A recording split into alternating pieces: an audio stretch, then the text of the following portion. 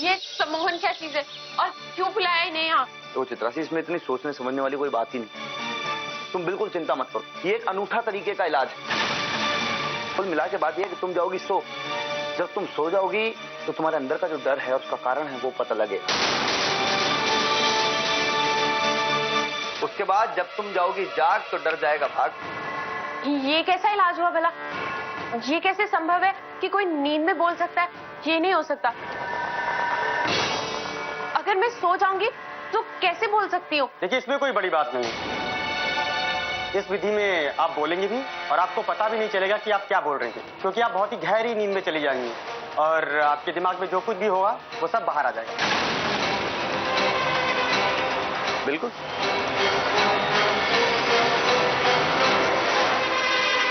ये कन्हैया भी ना एकदम पगला गया।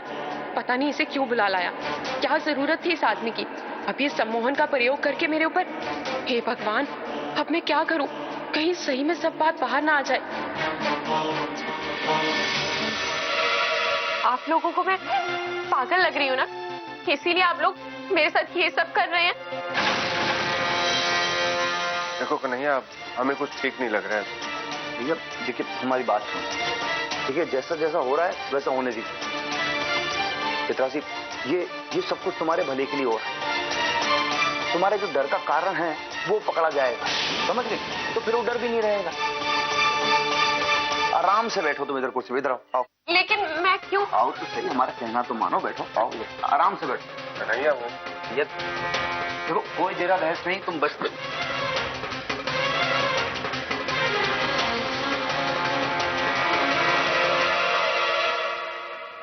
आप इस पे सारा ध्यान एकाग्र कीजिए।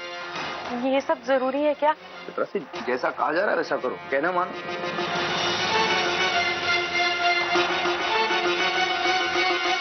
मुझे हर हाल में जगे रहना होगा।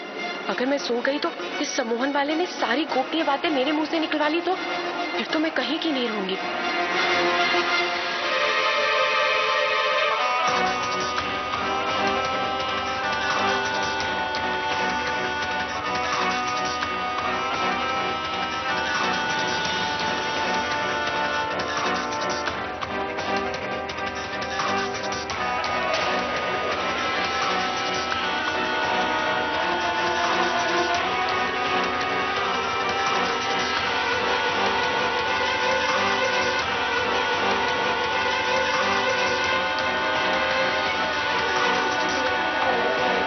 आपका नाम क्या है? चित्रासी।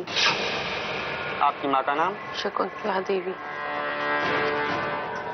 आप जिस गांव में रहती हैं, जिस हवेली में, उसका नाम क्या है? शक्ति धाम। इलाहाबाद के जिस मोहल्ले में आप रहती हैं, उस मोहल्ले का नाम? मयूर रोड। आप इन दिनों बार बार लगातार डर रही हैं, वो वजह?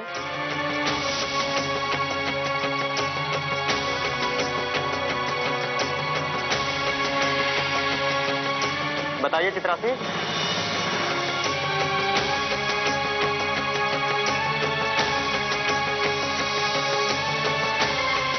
बोलिए चित्रा सी।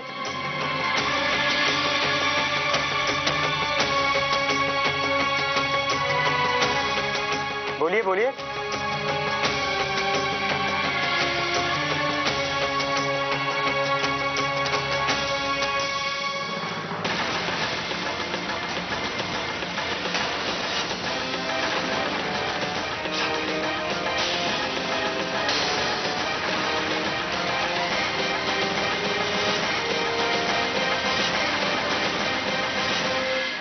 ये क्या किया हमारे चित्रासी के साथ? अरे इसको होश में लाओ ना।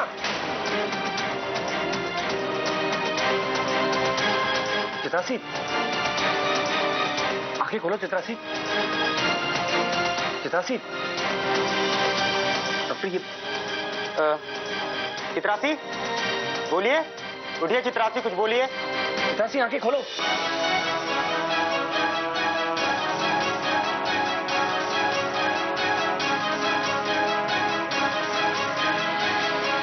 हो गया आपका इलाज? हाँ, हो गया। देखिए, माफी चाहते हैं।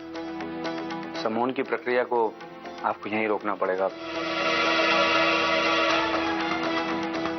जा सकते हैं आप। हम छोड़ के आते हैं। चित्रा से खैर अब जो हुआ सो हुआ, सो जाओ तुम आज।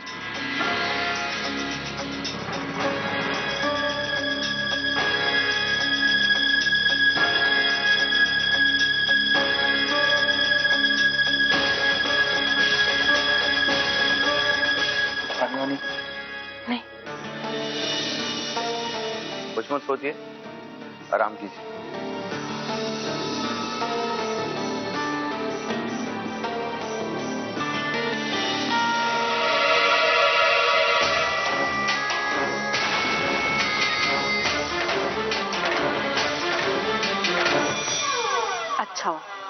अच्छा हुआ मैंने मुट्ठी कस के बंद कर ली। इसके डर से तो मुझे कोई सम्मोहन वाला सम्मोहित नहीं कर सकता था। थोड़ा सा दर्द जिसके आगे हारे इस घर के सारे मर्द। लेकिन अब मुझे सब कुछ संभल के करना होगा, खास करके अपने इस डर को काबू करना होगा। कन्हैया के सामने तो मुझे अपना डर बिल्कुल नहीं दिखाना होगा। सोना से जुड़े इस डर से मुझे खुद निपटना होगा। लेकिन ये भूत प्रेत से कैसे पार पाए? मुझे तो कोई रास्ता दिखाई नहीं देगा।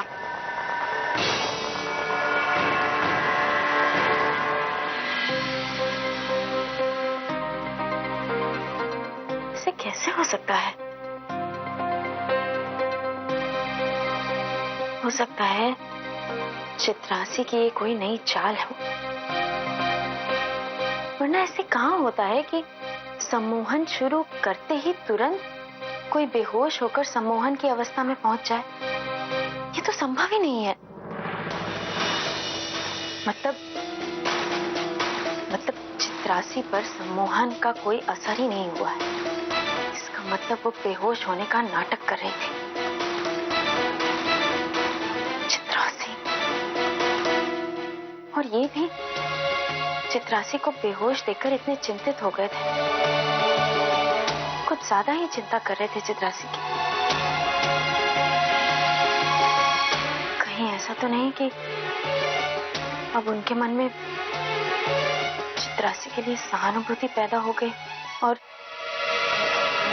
अब वो वही करेंगे जो बाबूजी उनसे करवाना चाहते हो।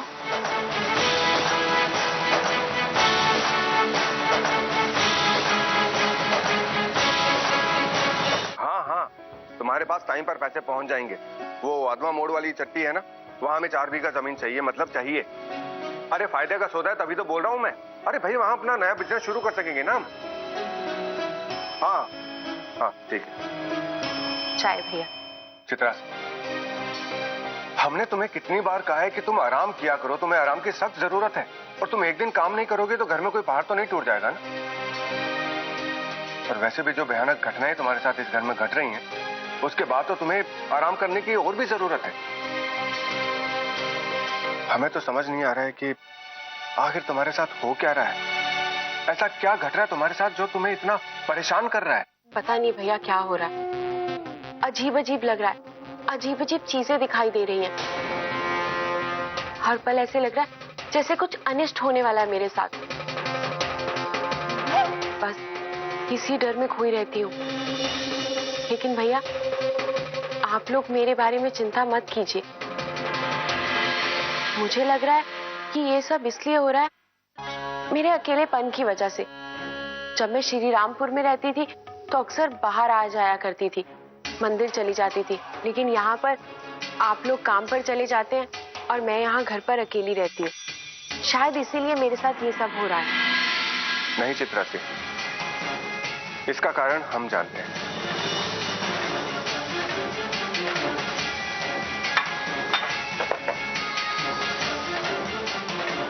तुम्हारे अकेलेपन का कारण ये नहीं कुछ और है। और ये तभी दूर हो सकता है जब तुम्हारी शादी कन्हैया के साथ हो जाए। बाबूजी ने मुन्ना को बहुत वक्त दिया इस फैसले को लेने के लिए, लेकिन उसने अभी तक फैसला नहीं लिया। एक छोटा सा फैसला, लेकिन अब उसे ये फैसला लेना ही होगा। इस पल का इंतजार तो मुझे कब से था कि घर वाले मेरे लिए दबाव बनाएं। नहीं भैया, आप उन पर दबाव क्यों डालेंगे? वो आपके भाई हैं। और मैं नहीं चाहती कि वो कोई भी फैसला दबाव में आकर ले। नहीं चित्रासी, बात ये नहीं, सवाल उसकी जिंदगी का भी है, सिर्फ तुम्हारी जिंदगी का नहीं। और हम उसे इस तरह से बर्बाद होते तो नहीं देख सकते ना। अब उसे फैसला लेना ही होगा। मुन्ना। जी भैया।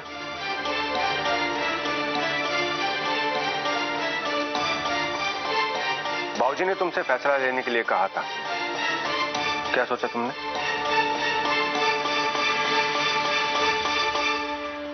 किस बारे में?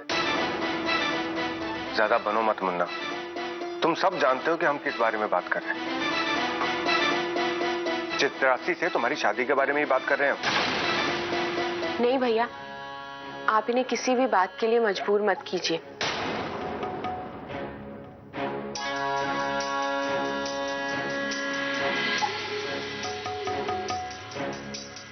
देखो भैया, इस बारे में हमने अभी कुछ नहीं सोचा।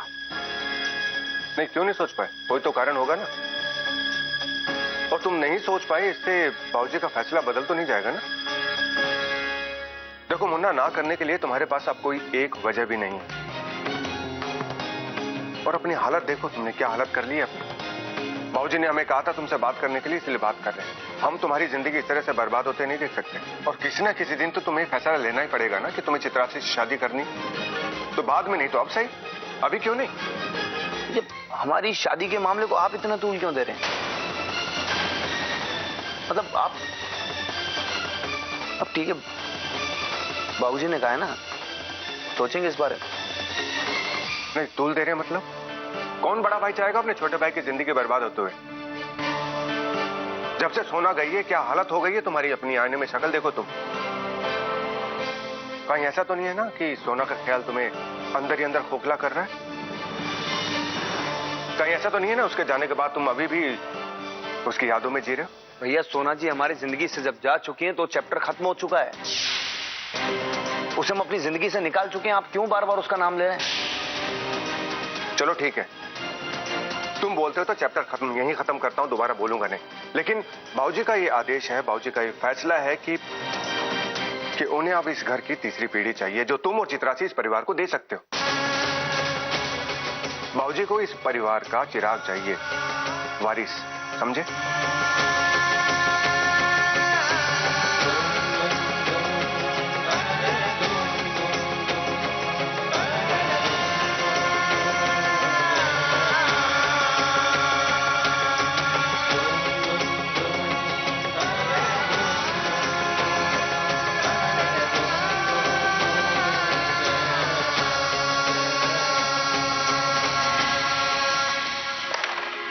गई, उधर भी गई। अरे भैया आइए ना, खेलिए हमारे साथ।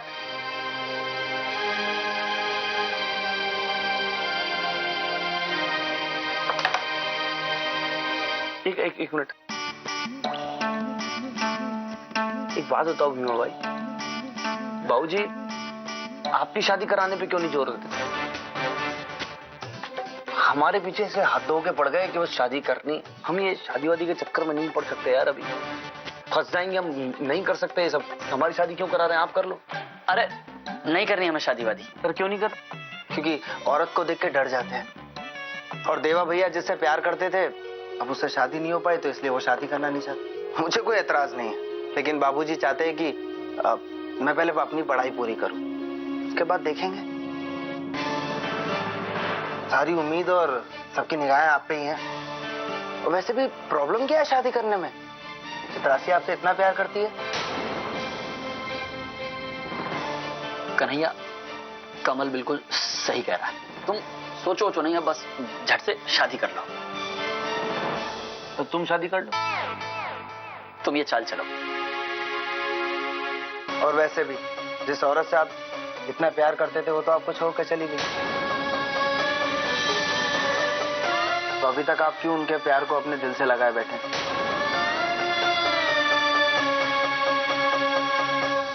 अगर चित्रासी की जिंदगी आपकी वजह से बर्बाद हुई, तो आप क्या इस चीज से अपने आप को बरी कर पाएंगे, इस गलती से? चित्रासी भले ही कुछ ना कहे, लेकिन उसकी तकलीफ हम सबको दिखाई देती है। भगवान न करे कल को चित्रासी ने कुछ कर लिया ना, भैया हम सब अपने आप को माफ नहीं कर पाएंगे। सच्चाई ये है कि चित्रासी ने इतने साल आपका इंतजार किया। हाँ, जब जिंदगी इतनी आगे निकल गई है तो उनको एक उम्मीद है, एक मौका है कि उनको उनके प्यार का मूल्य मिले। अगर अभी भी आपने ऐसा नहीं किया ना तो जिंदगी भर आपके दिल में ये बात चुभती रहेगी। निकल नहीं पाएंगे आप इस दुविधा से, खुश नहीं रह पाएंगे आप।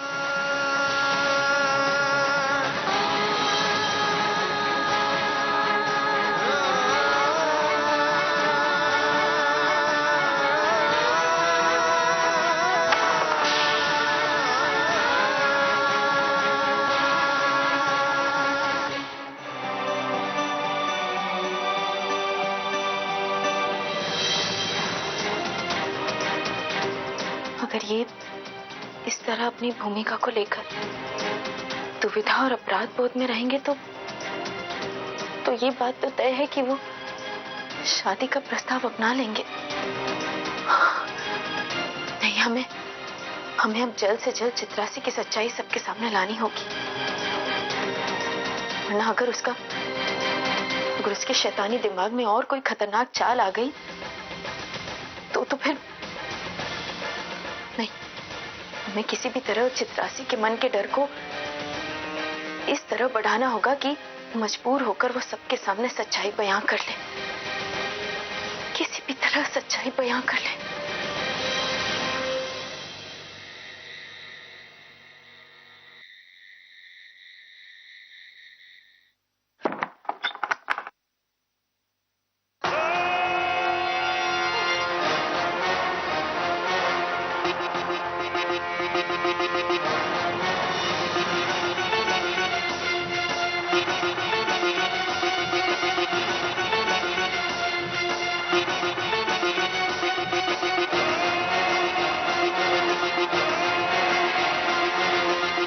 ये सब टोटके करने के बाद सोना की आत्मा अब मुझे परेशान नहीं करेगी। हाँ, नहीं करेगी।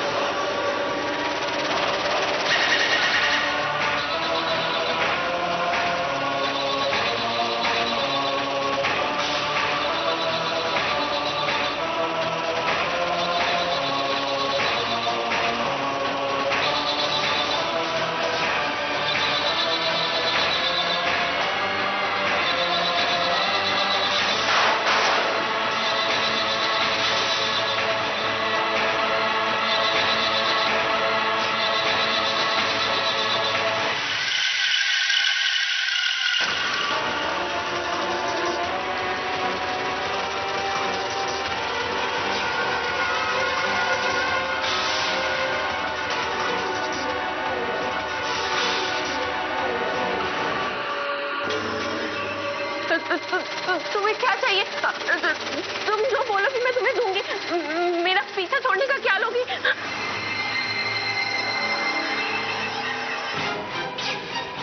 तेरी जान। तुम्हारी आत्मा की शांति के लिए मैं क्या करूं? तुम ही बता दो। एक ही तरीका है हमें शांत करने का चित्रासी,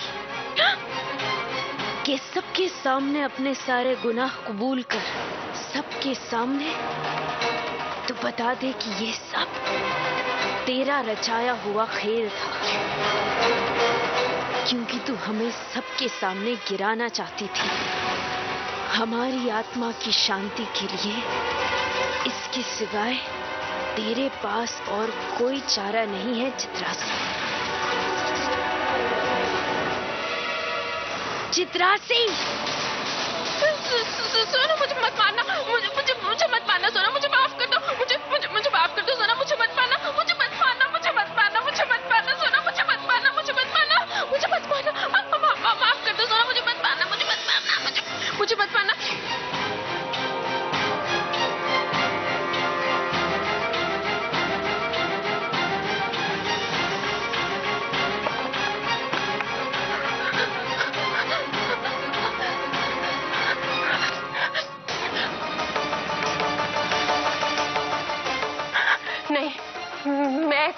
सकती।